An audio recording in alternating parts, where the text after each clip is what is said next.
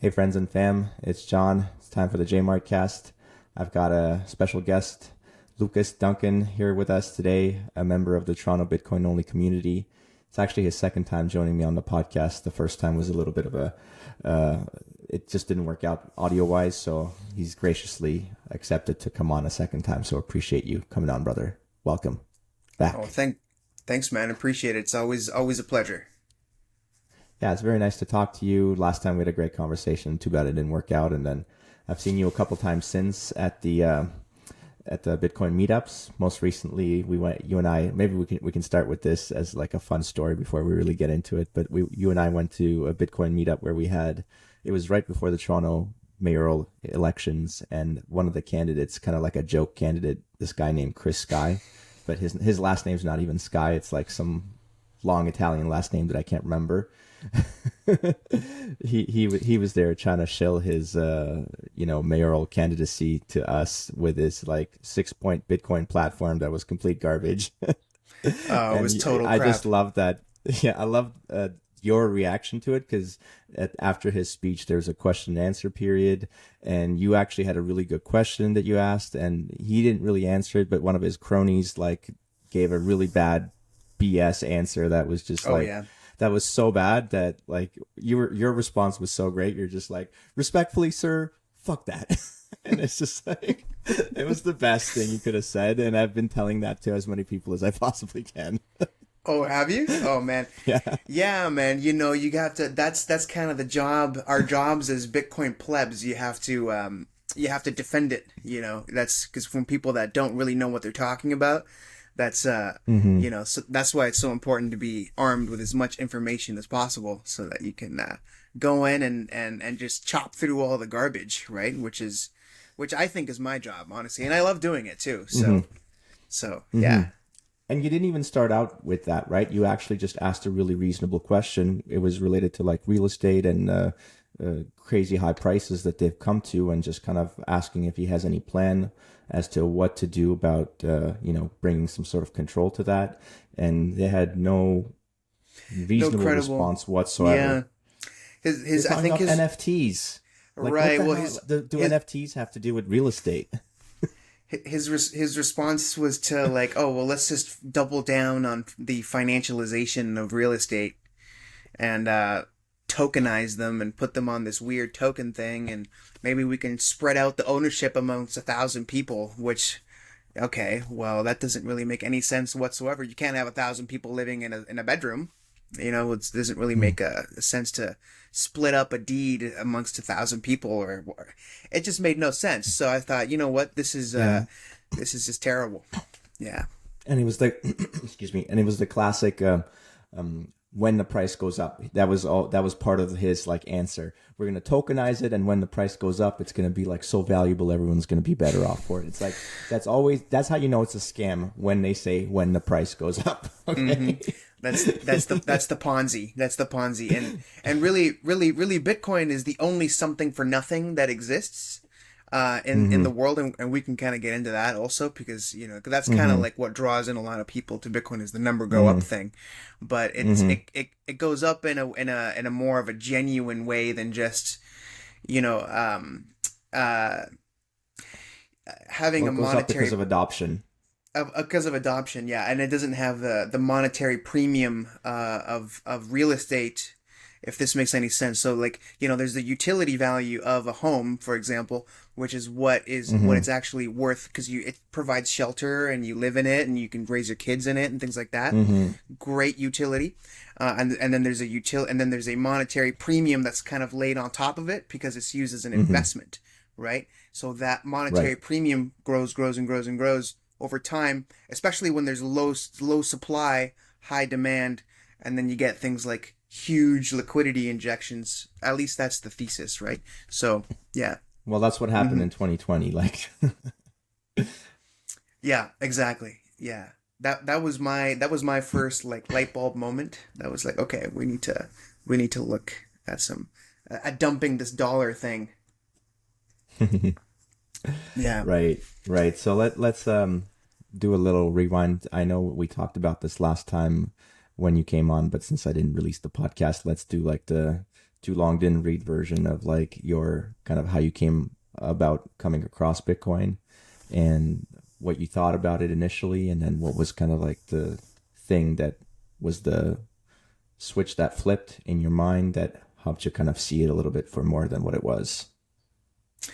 Yeah, so I first heard about it in maybe 2012, something like that. 2012, 2011. It was through Max Kaiser on RT. Oh yeah, Russian Um, times. The Max yeah, Kaiser yeah. report. On the Kaiser report, yeah. And he's interesting because he's fascinated with kind of like the financialization and the fraud that's involved with the different banks and this and that. And this was Mm-hmm. near or just after the 2008 situation and going on. It was also weird because it was going the European debt crisis situation, and it looked like Greece might leave the European Union and they had to get bailed out, and there was all this kind of weirdness going on. So I was just a kid trying to figure out how to make sense of the world, I guess. And I'm still, trying to make sense of the world. That's why I'm down this road. Um, Mm-hmm. but and I was living in Mexico at the time, and I've been in Canada for about 6 years, just as a side note. And I was working in Mexico, and I would make Mexican pesos, right? So, and the Mexican peso, like I would make 750 pesos every quincena, as it's called, every 2 weeks, every pay cycle. And 750 pesos is like $50 Canadian, right? So I would make about $100 a month Canadian. Times 12 is $1,200, and that's assuming I didn't miss a day of work or whatever. So $1,200 a year, I thought, and so it took me a long. And my thing, I wanted to save up to buy a phone. I wanted to buy a Nexus, the Nexus 4. I still remember this back in the day. So I was like saving up some money for this, and it took me about a year to save up for this phone, about 300 US.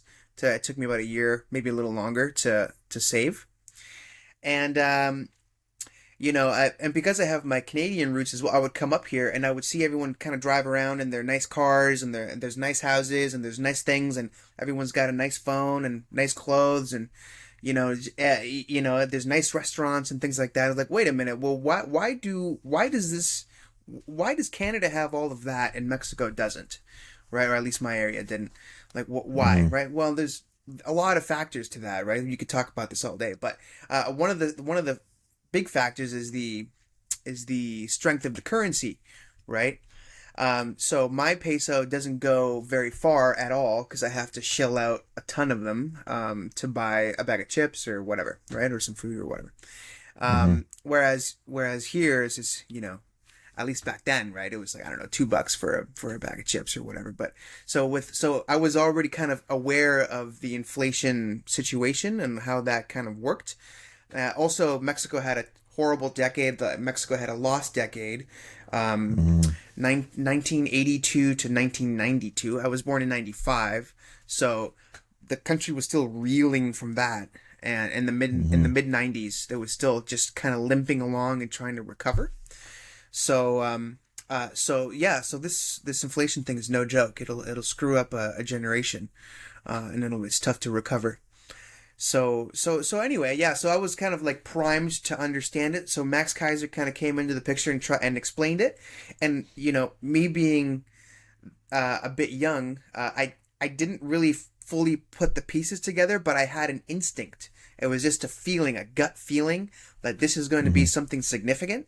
And Mm-hmm. I was telling everyone about it, and people thought I was crazy. Especially in 2012, talking about this, like you wouldn't find another Bitcoiner for 1,000 miles, right? Especially in Mexico. Well, 1,000 miles to the north, which is in the States, right? So, Mm-hmm. um, so yeah, that's kind of how I kind of came across it, and then it really clicked 3 years ago, when COVID hit, and then Mm-hmm. Michael Saylor started buying Bitcoin at around the Mm-hmm. same time I did, and then he Mm-hmm. started, there was some content of his that came out, and when I Mm-hmm. saw him, I was like, oh my God, I am on the right path for sure. So Mm-hmm. that's when I doubled down on it. So Mm-hmm. yeah, Yeah. yeah. You and I have very similar stories. I also like learned about Bitcoin pretty early on and read the white paper like around the same year that you described, but not from through Max Kaiser. But then really only got serious about it like March of 2020, And then Mm-hmm. again, as I heard Saylor go into it with his, public company, it's like, well, now this is absolutely a no-brainer. Yeah, and the way he explains it too, it's just it gives you total confidence in it. Like after you listen to him speak for a few hours, you know? Yeah, because he uses first principles, right? It's not like he's like waving his hand and just being like, just trust me. He's just laying it out in a very informal language where it's not trying to impress you with anything, but trying to explain things as clearly as possible. He's very good at that as an engineer, whatever he is. As an And engineer, so yeah. it's a great way for a technical person, because it's not for everybody though, to be honest, because some people are very primed to be able to like hear what he has to say and kind of let that sink in, but other people it's not for them. They need like a more of a almost like an artistic rather than a technical Yeah, explanation, yeah, or maybe a right. philosophical one. And it's tough to explain too. It's kind of like trying to explain the internet in the 90s. Hmm. It's like people would compare it back then to a highway, for example. The information superhighway was the narrative, one of the Hmm. narratives around it is like, Hmm. okay, is the internet a highway or is it, what is it? It's, Hmm. who knows? And then it kind of evolved to, it's like, okay, it's kind of a peer-to-peer information transfer system where your computer talks to my computer and I can send you some information and you can send me some information and we can share things with each other and that can be a global thing. Um, Hmm. so Bitcoin is the kind of a step further of that. It's not it's an exchange of information for sure because a transaction is an exchange of information, but it's a transfer of value and settlement that Hmm. is that is trustless. That we both agree that hey, this has value, and we don't Hmm. have to trust each other, but we can trust Bitcoin, so we can transact with it, right? So Hmm. yeah. Yeah, a couple Mm-hmm. things jump out at me as you're saying that. A lot of times, I think instead of saying trustless, I prefer saying trust minimized, because ultimately it's impossible to be completely trustless.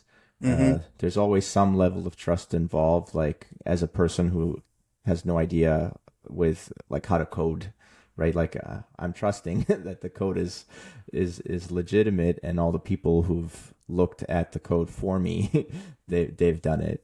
They've done a good job and haven't found any mistakes, right? So there's always a little bit of trust That's fair. involved. That's fair. Yeah, and the fact that it's been running for 14 years without an issue is also kind of gives it some weight behind it. Is Yeah, the time definitely that it's builds been around? confidence. Yeah, Yeah, it's like builds confidence. 99.98% running uptime. Run uptime. Yeah, yeah, exactly. There's a site that tracks that, and there's only been a couple times it's been down way back in the day when mining was inconsistent. Satoshi had Hmm. to mine it himself, right, on his own laptop or desktop or whatever. So there was some Hmm. downtime there. Yeah. So the other thing that jumped out at me was how you were saying how the people had a hard time understanding what the internet was initially, and they would make like these bad comparisons, well, not bad comparisons, but incomplete comparisons, where they'd be like, the internet is like a digital newspaper, right? Like it's partly that, but it's so much more, right? Because a digital newspaper is easy to imagine because we already have regular newspapers, but people didn't imagine all the different other things that could come out of the internet, such as all the video streaming and everything that goes along with that. And I think we have a little bit of a parallel with that with Bitcoin, where they say Bitcoin is digital gold. It's like, yes, it is digital gold in a way, because it's valuable. It has the properties for it to be valuable, like gold, right? Like all the things we always say, like what is money? It's scarce, it's portable, divisible, durable, verifiable, whatever the Mm-hmm. other Mm. last one is that I can't remember at the moment, right? Divisible. Bitcoin. Yeah, Yeah, divisible. divisible. Thank Yeah, you. yeah, So yeah. Bitcoin has all those qualities. So it's like digital gold, but it's so much more that we can't even imagine what it could be, because of the applications haven't even come out yet. Are just like, we need time to build the infrastructure, and right, because like video streaming on the internet didn't happen overnight. That infrastructure had to be built over decades as well.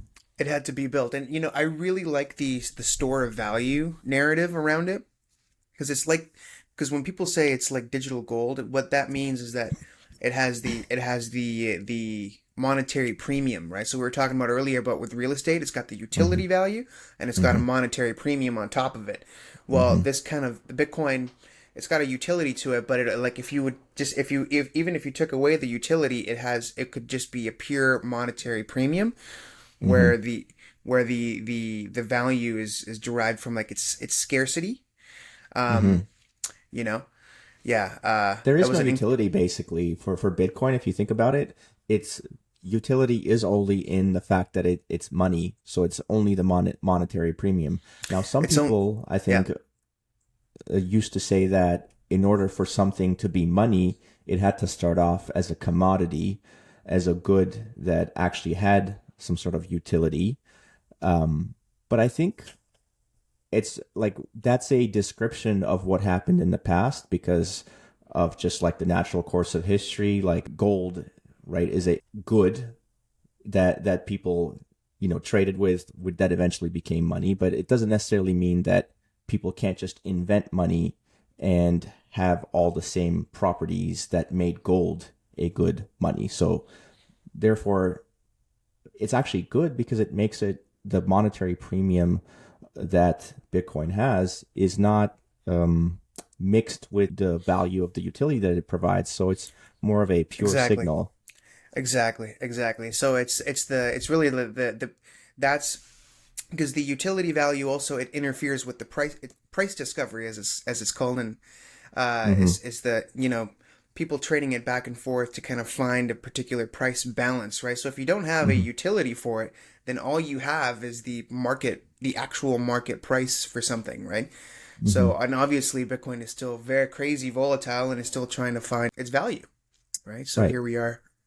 Yeah, it's like less than 1% of the population of the globe knows or understand. Actually, just understands. Let's say. I think probably a lot of people know about it at this point. Just like they've heard the word, but definitely less than 1% understands and uses it. So, and that is the large part of the reason why you have such volatility is that there's so few people actually using it that the price is constantly changing all the time. But as more and more people are going to be coming on and understanding and accepting this idea, which you and I think both believe that it's highly likely that people will be driven to accept this idea because otherwise they're going to be facing some dire consequences with whatever their local kind of government is doing to them, whatever the local flavor is.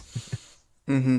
The flavor of authoritarianism Mm-hmm. of the day. Mm-hmm. Yeah, yeah, and to your point of using Bitcoin, because people say like, well, we're not really using it, so we're not really. I think what people mean when people say use is transacting in it back and forth, and Mm-hmm. that's fair. But I use Bitcoin every single day, and I've used Bitcoin every day for the past 3 years when I first started dollar cost averaging into Bitcoin. And how I use it every day is by keeping my savings, my long term savings in it. Mm-hmm. That is a huge use, right? It's huge. Mm-hmm. Mm-hmm. I'm not I'm not sending a lot of it to other people. I'm not using it at the store and things like that. But I use it as a savings account, right? Like I think I got like $14 in my actual savings account, and then I have and my checking is the expenses that I got coming up, and my savings is all in Bitcoin, right? Mm-hmm. So yeah, Yeah, I think most people, if you ask them, like nobody really uses a savings account anymore because all a savings account is a basically an interest-free loan to the bank, right? Like you just put your money in the bank says, "Thank you very much. Now I'm going to pay you almost nothing for this money, and I'm going to take it and go buy something else with it." So there's you're and gonna then by the way, go they're buy going to go bonds go with buy it. yeah, exactly, and get screwed like they are right now. But oh, by the way, like even if you put that money there, there's still like inflation is happening, so the value of that money is going down as well. So nobody does that. Instead, what they do is like what you said. They've been buying up houses, they've been buying up stocks, anything else, right? Whatever. Like they can't keep it money for very long because it's a waste. So I think it's just as value, like it's impossible to save it with fiat money. You got to use something else like real estate, like stocks. And now you're using Bitcoin for it. And that's probably the best option out there, frankly. Yeah, yeah, exactly. I think we both think it's the best option out there. And but right now, like the common kind of mental consensus between people is stocks and real estate are the two biggest ones. Um, and if you kind of think about it, maybe 100 years ago or 200 years ago, um, people maybe I don't know. Let's just think about maybe in the Nordic countries when they first invented those boats that can move across the ocean, the Atlantic to get to the Americas, and I would bet you people would buy up some of these boats as an asset to store their wealth in, right? As because okay, now I have this boat now, I can use it to transport myself, and it's going to hold its value, and then I can sell it to someone else who really, really badly wants to get to the Americas. And if someone wants something really, really badly, they'll give up anything for it. They'll cough up as much money as possible, everything for it, right? So people would store their value 200 years ago, possibly. I'm speculating here, of course, and like in a boat, right? That could get you places. Today, we store it in a home, which you can use to shelter yourself with, Mm-hmm. which the supply is very low of. So it's Mm-hmm. interesting how this kind of evolves over time. And if it wasn't a boat, it was something else, or whatever the case may be, right? So I think we have found the ultimate store of value asset there is to Mm-hmm. be discovered in mankind, and maybe even I might even go as far as to say in the universe, right? Because it's only 21 million Bitcoin. You can't go mine it on some other planet and extract more of it. There is only 21 million of these things in the entire universe. So yeah, I think the aliens would be actually quite proud of us. Like this is actually a pretty neat invention here. That's funny. That's a funny way to put it. Maybe that's why we've been seeing all these UFO sightings recently. They're like, all Oh, right, UFOs. Oh my goodness. It's definitely not a distraction. It's not like the submarine. Hey, look at this while we go do that. yeah. It's definitely not misdirection. That's funny. So let's. I like that you brought up using Bitcoin. So you mainly use it for your savings. Have you ever made a transaction where you've bought something with it? Yeah, a couple of times at the meetups. I got the copy of the Bitcoin magazine. So that was the first thing I bought with it. And then recently I bought another copy of the Bitcoin Standard and the Sovereign Individual with it. So I bought a couple books with it. Yeah, and then of course I had to sell some because I had to buy a suit for a wedding. So I've had to swap it for dollars and then buy a Mm-hmm. suit. And I got myself a good suit because I figured it's good for a man to have at least one good suit. You should have one good suit. Mm-hmm. Um, Definitely record everything down, and then like in 10 years, see how much that same suit would be worth to buy in Bitcoin. And then that'll be like the ultimate shutdown of the gold people, because that's always the story about gold, right? Over like thousands of years, the same amount of gold will get you a nice suit or something like that. People always like to right. claim that. It's like, well, with Bitcoin, the amount that you need to buy a suit goes down in a Goes decade. down. Yeah, exactly. That's the important thing to look at is that the price goes down gradually over time if you hold Bitcoin, but the price goes up if you hold the dollar, Fiat right? dollars. Yeah, yeah. So it's just Hmm. the perspective. But yeah, I sold a bunch of sats for it, man, and I remember like, I remember like as soon as I sold them, I'm like, I'm gonna regret this in a few years for sure. But it's gonna be a great story, so we're just gonna leave it at that. Hmm. But it's Mm-hmm. also like this is what people always say, like, oh, so people are just going to be hoarding money or hoarding Bitcoin. They're not going to use it to like stimulate the economy. It's like that's bullshit, because there's always like a marginal basis that you do this economic calculation. You don't think like, oh, I have all this opportunity for this Bitcoin to grow in value, so I'm not going to spend it on anything. That's just stupid. It's like, well, I still have to do stuff. I still have to feed myself. I have to clothe myself. I have to shelter myself. So I will try to save as much as possible. But if I have to pay for expenses, like you're gonna do it.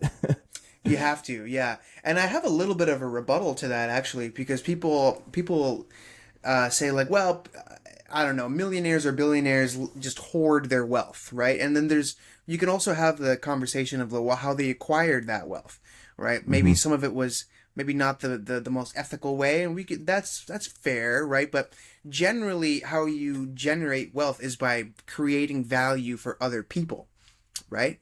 So you Yeah. create all kinds of value for other people, and then you get the cash or you get the Bitcoin in this particular situation. And if you never expend it back out, you don't get that reward back from society, right? Right. Like, because money's not what you want. You want what money can buy, right? So Mm-hmm. Mm-hmm. essentially, if you're someone who provides a lot of value to others through providing products or services that everyone wants, and then you get a lot of money for doing that, then you're gonna naturally want to spend that money to get the things that you desire, that you want. If like, you're never gonna not spend money. Like, no one wants just money. You want the things that they want, you can acquire with money. Yeah, yeah. Otherwise, you just work and work and work and work and work and save and save and save and save and produce value for other people, and then never cash that in for something that you want.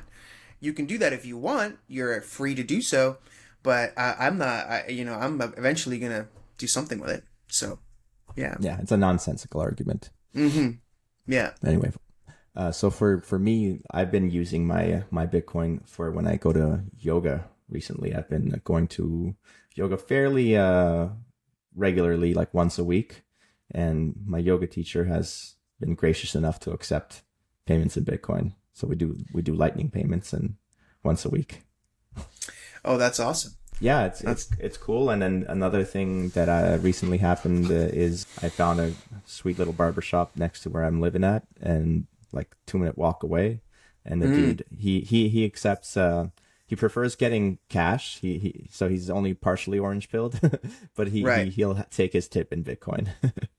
He takes his tip in Bitcoin. Yeah, well, that's good. I mean, he's got his expenses too, right? So I understand that. Uh, Yeah. but yeah, oh, cool. So as he's cutting your hair, you're talking to him about it, and he's like, okay, Hmm. this is you gotta just Hmm. use this for long term. Say, once you acquire it, Hmm. don't touch it. Just accumulate as much as you can. Yeah, I was just like trying to sneak Bitcoin into the conversation as much as possible. So he was like talking about how barber was the second ever profession. And then I was like, everybody claims to be the second ever profession, like everyone's like, yeah, prostitutes were the first, and then whatever I'm doing right now is the second profession, right?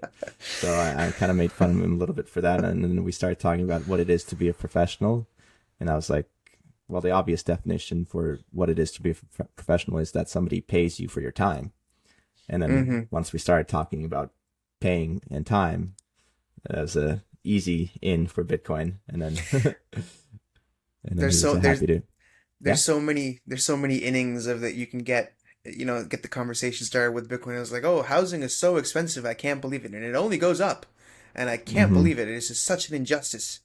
And I'm like, okay, well, you're looking at it through the dollar lens. That's what you're measuring it with, right? So Hmm. just measure it with this other thing, and then Hmm. expand that over time, and see. Hmm. And yeah, but that's too much, right? Because people are used to using the dollar. So, but anyway, I digress. Because boy, we I could love talk that about that. though. It Yeah. it took me a long time though. You're right. It is a hard one for people to understand. It took me a long time to understand that we're using money as a measuring stick. And then not only that, but it's also a measuring stick that's broken, that constantly changes. So it's even Mm-hmm. more confusing. It's so abstracted, right? Right. The whole like Exactly. unit of account aspect of money, that's always like almost put by the wayside and not talked about. But it's a very important aspect of it, right? Like, once we accept something as money, then we use it as a measuring stick, and we think of everything as money. It's like, well, I'll give you, such and such amount of money if you shovel my driveway, and you can quickly think about that money and be like, is that worth my time or not? So you're using it as this measuring stick, but then they're playing a trick on you because they're changing the total number of units all the time, and the measuring stick is getting like longer or shorter. You pick whichever one constantly, and you just like, whatever measurement you made a week ago is not the same as the one today, and now you can't make economic calculations anymore, and you start Right. making bad ones.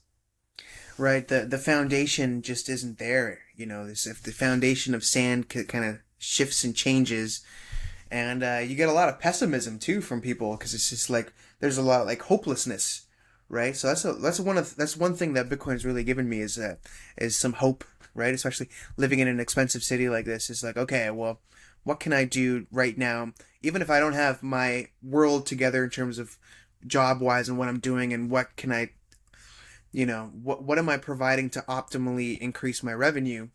Mm-hmm. Um, it's like, okay, well, I can manage to save. So what do I save in? Do I Mm-hmm. save in the dollar? Do I save in gold? Do I save in a stock? Do I save in Bitcoin? Right, and then you have an option there. Mm-hmm. Um, but yeah, going back to your measuring stick analogy, it's people aren't even aware that it's broken, right? People aren't aware that it changes on them constantly, or there's a few people at the central bank, arbitrarily deciding what the value of your savings are, right? And you don't know what that's going to be like in 5 years and 10. We don't even know. Like we got an interest rate hike just today. It's like, well, and then it's like, well, there's a market expectation that they're going to raise 85. There's an 85% chance of a rate hike.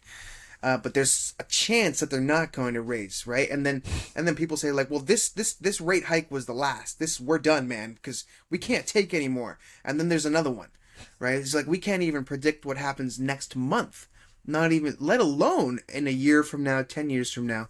So that's something Mm-hmm. I really like about Bitcoin is that its monetary policy is set in stone forever. Mm-hmm. If for 100 years from now you can kind of see like we don't know what the management of my company is going to be like in 5 years. Like people don't last forever. It's an institution. The CEO eventually is going to retire, and then there's going to be some new person in there or whatever, right? And who knows how that's going to be Mm-hmm. managed. So this is something that you can kind of count on, that you can kind of ground yourself in, and just go along for that ride, right? And then hope the market gets it at some point soon, and we all uh, see the orange light, if you will, right? So Mm-hmm.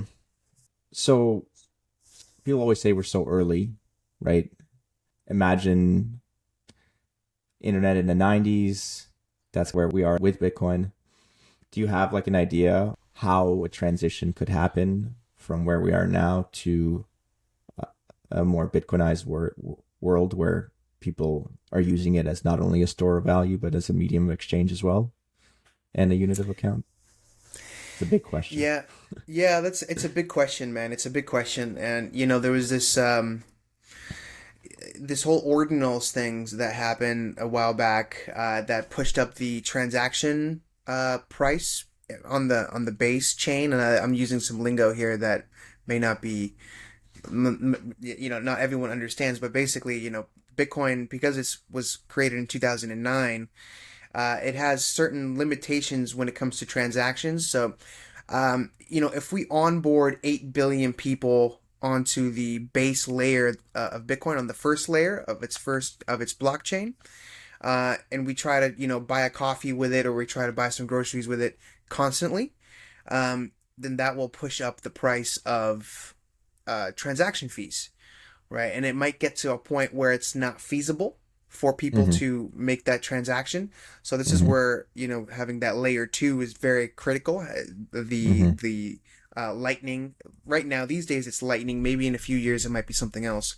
But a layer two solution that is decentralized, quote unquote, enough, right? So Mm-hmm. because it's got to be decentralized.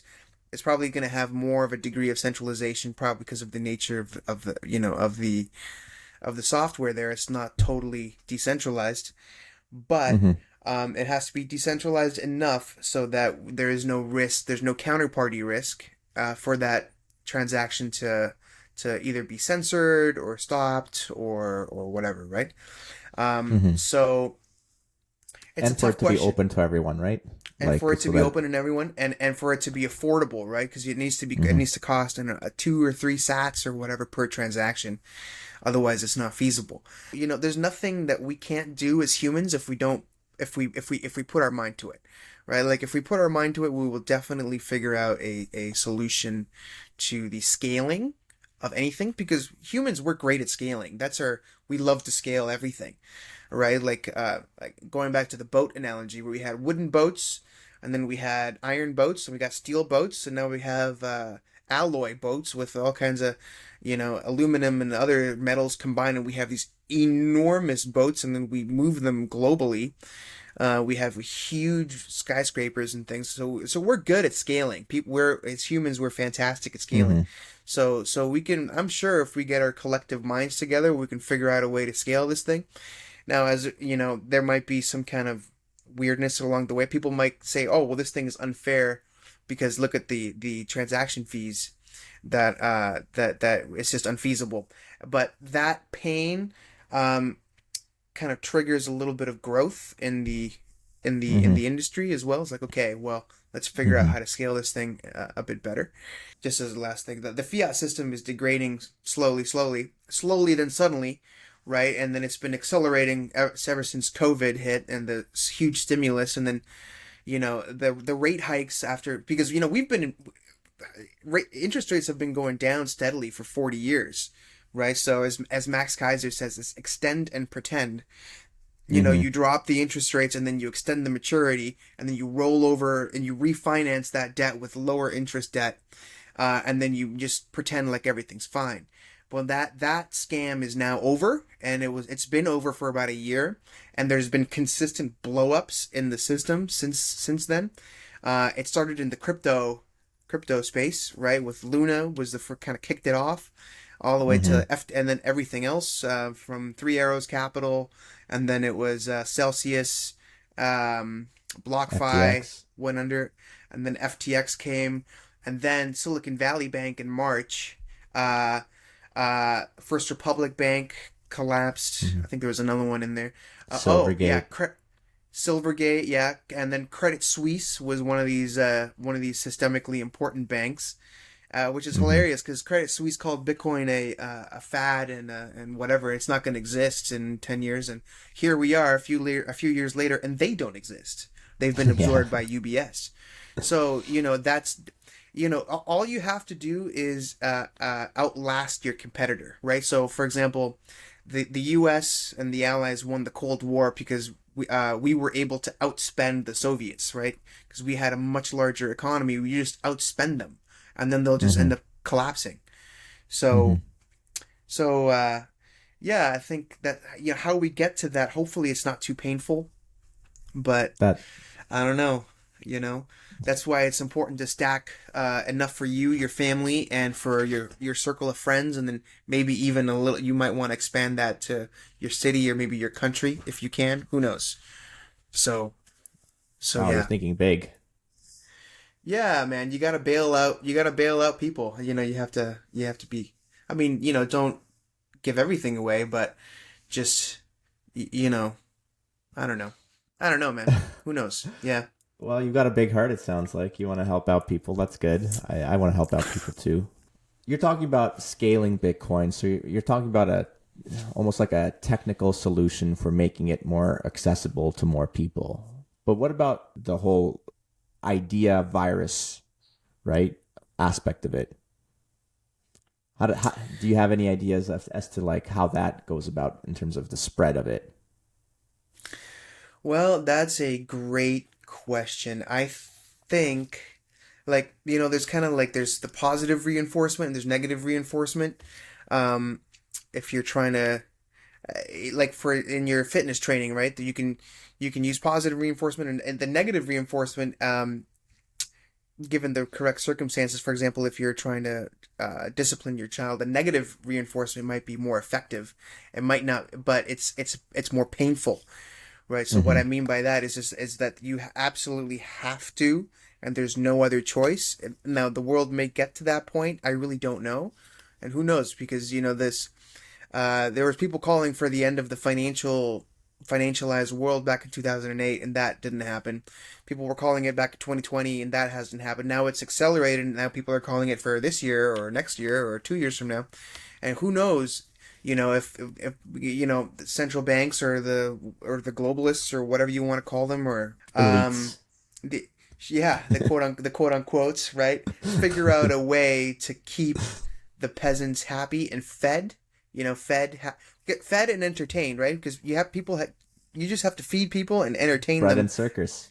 The bread and circuses, that's it, right? So as long as you're fed and housed, and then that's going to keep people happy. Um, and there may not be a need for it. I'm not saying, or maybe as a short-term need for it, maybe in another decade or so. Who knows? But there's always some kind of wiggle room, right? And there's a debate on like whether or not there's any wiggle room left. Because if there isn't, then it's going to be a negative reinforcement to adopt it. Otherwise, like maybe it's just with time, right? Like, okay, well, this currency depreciates and this currency appreciates. Also, with this currency that depreciates, now they're introducing a central bank digital currency whereby you have to be a good little boy, a good little citizen to be able to go buy your food, so don't step out of line, otherwise you get cut off from your food, right? So I'm like, well, okay, well, this is ridiculous. So this one appreciates in value relative to this one, and you have more freedom, and you have actually total freedom, right? And you can move it anywhere in the world, things like that, right? So I think it'll catch on just because it's just better, right? And it just takes time for people to really kind of sink in, and it's kind of like the S curve of adoption, right? But the use case and the store value thing is a lot of a slower chug than say AI, for example. AI it has the biggest or the quickest S curve adoption and of any technology in history. It just exploded. Yeah, it just exploded. And I remember seeing that stat and I thought this is hilarious because I've been buying Bitcoin for a few years now, and the S curve of adoption is just kind of just steadily kind of increasing slowly. But this AI thing just went boom, just exploded. And I hadn't even used it yet, which I thought that was kind of funny. But yeah, I think people just slowly. I love to speculate on these things, but we'll see. We'll see. Right. So I like your idea. There's positive and negative reinforcement. And there's going to be the negative reinforcement of whatever, like we already said, dictatorial regime you're under and how screwed you are by them. And there's going to be the positive reinforcement of maybe you try it, maybe you find how to use it here and there, and then it turns out using it is actually easier, better for you than whatever current system you could be using. And that positive reinforcement helps you realize that this is your thing, and then you try to tell your friends about it. But it's going to be like, how lopsided is it going to be for positive versus negative? It seems like there's going to be a lot more negative reinforcement than positive reinforcement. Yeah, it's possible, and another thing that just occurred to me is also when you travel, because developing countries are adopting this at a much faster pace than developed countries are, for obvious reasons. Their currency is devaluing very, very quickly. They have, governments that aren't quite the best. They have more, just corrupt governments than we do. At least perceived, right? The governments hide the corruption a lot better here, but so it's going to be El Salvador, right? Like that's going to be the country that we look at in like 5 to 10 years to see what's happening. That's been the only country that's adopted Bitcoin as their currency, whatever legal tender. So they're leading the way. They're leading the way, right? So people, like I've told a few friends here, and I've even said like, hey, you know what? Their government now is mining Bitcoin using geothermal energy and things like that, and there's always a buyer for that energy, right? So that's a good way they can monetize that project without having to distribute it to market and have the market, pay them for the electricity. The network, there's always a buyer for that energy, and that's the Bitcoin network, right? So that helps keeps things chugging. So I had a friend of mine who's like, oh, that's actually fascinating. That's really interesting. Another thing that I was thinking of as you're talking about how like through travel you'll see the benefits of Bitcoin and get that positive reinforcement is, when you travel, the number one currency that people want abroad is the US dollar, right? You don't necessarily have to have the local currency. If you have the US dollar, a lot of places will accept that as a form of payment. But I think what we're learning is slowly, like it might be, US dollar first and maybe the euro is second. But what we're learning is Bitcoin is quickly catching up. It's already well ahead of most national currencies as like probably the second or third most accepted thing abroad as opposed to the local currency. Like that's already happened and we're so early. Right. Right. And pretty Right. soon it's going to take over the US dollar as well. So that's an interesting thing to think about. It's a yeah. We just have to get that scaling right and make sure it doesn't crash on us, and that it's reliable and that it works, and that it's available 24/7, cheap, fast, available. Cool, man. Well, I think we've covered most things that I wanted to talk about, kind of like your origin story, how you and I kind of use it currently and where we see the future. Any last words? Like, what was like the thing that have you had a recent? Because one thing I find with Bitcoin is there's always new things that I'm kind of learning or new epiphanies that I'm getting. Any new epiphanies related to Bitcoin that you've had recently? Uh, Good question. I'll share one and let you think about it if you want. Sure, yeah, yeah. So this isn't necessarily, it's kind of related to Bitcoin, not specific to Bitcoin, but just talking about how the ultimate resource for things is actually not the individual like ingredients that make up the thing, but it's actually the time that it takes to make it. Time is the ultimate resource because humans can apply time to make more of anything else, basically. Even scarce things like gold.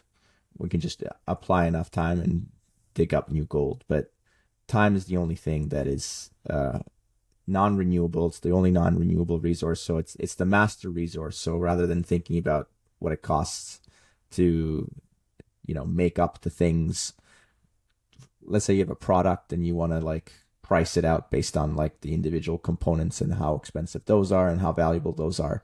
I think the ultimate way to do it is actually through time rather than through the actual particles or molecules that compose that thing. Right, right. Which is why it's so important to think like, okay, not only how many dollars per hour are you making in your job, but what do those dollars per hour buy you in the real world, right? So again, it's that measuring stick that's being broken. But one of the things that it was actually shout out to this guy he's on the channel Heresy Financial. Joseph Brown is his name, and he's got fantastic content, and he's very centered in his views, and he's very objective, and he kind of tells you pretty straight. And he's he's not he understands Bitcoin. You can tell. He's not die hard pushing it all the time or anything, but because he looks at all kinds of different things, but you can tell he gets it, right? And he says that money isn't wealth, right? Money measures wealth within an economy, right? So more money doesn't equal more wealth, because people say, well, we need to hire a minimum wage and we need more money for these people and we need more for whatever, right? But what you don't want more of, again, kind of like, you don't want money, you want the thing that money gets you, right? So we have to go and create more value for everyone, right? So which kind of irks me with people that, are very unproductive and don't really want to work, don't want to produce, and don't want to do things. I understand that, everything's expensive, and why would you bother with that kind of dynamic, right? But that's because you're coming from a fiat kind of reference and not from a hard money perspective. So if you can manage to save some money, you can put it in the strongest asset you ever devised by mankind, in my opinion. So anyway, yeah, we have to shift from a money focus to a actual value creation focus, and that's kind of like what Bitcoin's kind of taught me recently, or when I heard him say that, like, money isn't wealth, money measures wealth, right? So you could have a ton of Bitcoin, but if there's no food at the store, right, there's no farmers to farm, there's no fuel being delivered to gas stations, that's wealth, right? The electricity that's flowing through through everything that we're using. That's wealth, right? So yeah, those are my final Yes. thoughts. Yeah, yeah. That's Mm-hmm. awesome, man. That makes me think of that quote that I recently heard from Jeff Booth. He was talking about how when money is scarce, all the things that money buys are abundant. But when money is abundant, all the things that it buys are scarce. Or scarce. That's Yeah, exactly what it made me think of. yeah. That's exactly it. Yeah, that's the quote. That was Jeff Booth. Yeah. Yeah, what's the point of having all this money if there's no, yeah, bread you can buy, no electricity running, no water running? Mm-hmm. Cool, man. Thank you so much, Lucas. This was awesome. Yeah, man. Yeah, thank you, man. It's always a pleasure. Let's do it soon. Yeah, let's do it again. Absolutely. Peace.